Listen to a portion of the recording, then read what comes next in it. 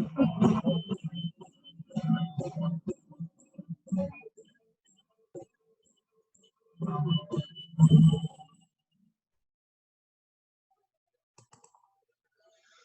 morning, students.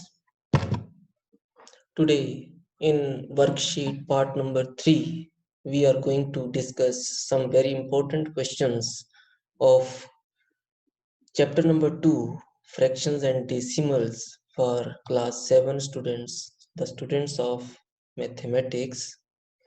इससे पहले भी बेटा हम worksheet number 1, worksheet part number 1 और वर्कशीट पार्ट नंबर 2 का वीडियोस मैं आप तक पहुंचा चुका हूं। अगर किसी बच्चे ने अभी तक वो वीडियो नहीं देखा है तो वो दोबारा उसको देख लें। उसके बाद हम इस थर्ड पार्ट को देखेंगे और समझने की कोशिश करेंगे और सीखेंगे कुछ इम्पोर्टेंट क्वेश्चंस को जो कि इस चैप्टर में बहुत ही इम्पोर्टेंट हैं। आज हमारे पास question number 9 which is greater, 2 number दिए हुए हैं। हम कंपेयर करेंगे इन दोनों में से कौन बड़ा नंबर है। Question number 10 provide the number in the box such that 3/5 into box, blank box है। हमने इस बॉक्स में कोई नंबर भरना है ताकि ये करेक्ट हमारा आंसर हो सके। Question number 11 Rashid bought 45 kg of rice for rupees 270. What is the cost of 1 kg of rice? यहाँ पर हम सीखेंगे division. Question number 12 find 18 divide 3/5। ये सारे क्वेश्चन डिवीजन के ऊपर हैं, तो हम फ्रैक्शंस को किस तरह से डिवाइड करते हैं आज हम ये सीखेंगे। प्यारे बच्चों, सबसे पहले हमारे पास question number 9 which is greater 3/5 of 3/4, ये बड़ा है, और 1/2 ऑफ 1/5 या फिर ये बड़ा है। जैसा कि हम पहले भी डिस्कस कर चुके हैं, ऑफ का मीनिंग होता है इनटू, 3/5 इंटू 3/4। हमने पहले पार्ट को इस सर्कल में इन बादलों में सॉल्व किया है और दूसरे पार्ट को हमने अलग कलर के बादलों में सॉल्व किया है। तो 3/5 इंटू 3/4, यहाँ पर 3 इंटू 3, न्यूमिनेटर को न्यूमिनेटर से मल्टीप्लाई करना है, डिनोमिनेटर को डिनोमिनेटर से मल्टीप्लाई करना है। 9/20 आंसर। दूसरे पार्ट में 1/2, ऑफ का मतलब इनटू 1/5। अब फिर से 1 into 1 equal to 1, 2 into 5 equal to 10। प्यारे बच्चों, जब हम दो फ्रैक्शंस को कंपेयर करते हैं तो डिनोमिनेटर सेम होना चाहिए। यहाँ पर डिनोमिनेटर 20 है और यहाँ पर डिनोमिनेटर 10 है, तो 10 को हम 20 बनाते हैं। कैसे बनाएंगे? 2 से मल्टीप्लाई करेंगे, लेकिन शर्त क्या है? 2 से हमें ऊपर और नीचे दोनों को मल्टीप्लाई करना पड़ेगा।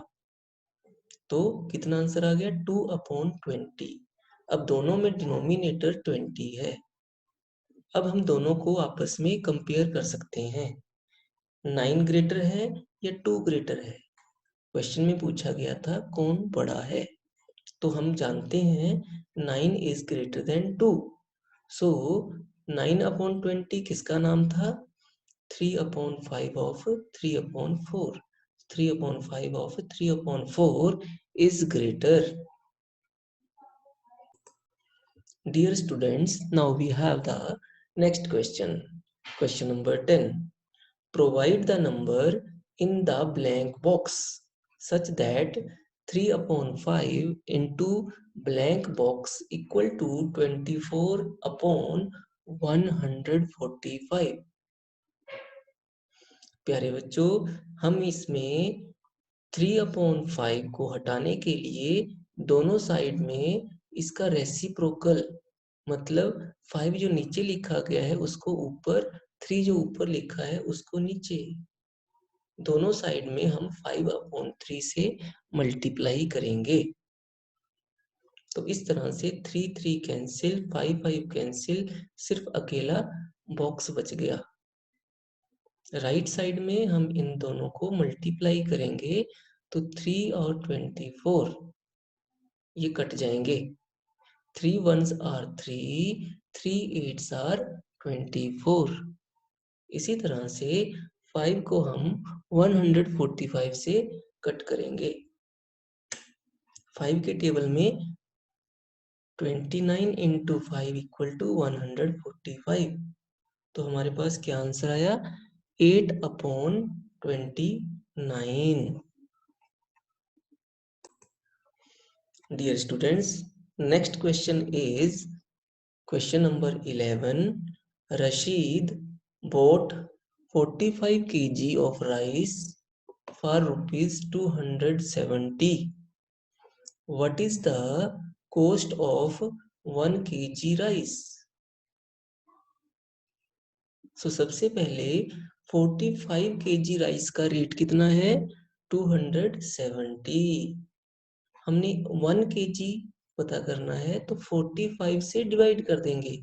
दोनों साइड में हम 45 से डिवाइड करेंगे। 45/45 कट गया तो कितना बचा? 1। तो 1 kg राइस की रेट कितनी है? यहाँ पर भी हमने 45 से डिवाइड किया। 270 डिवाइड 45।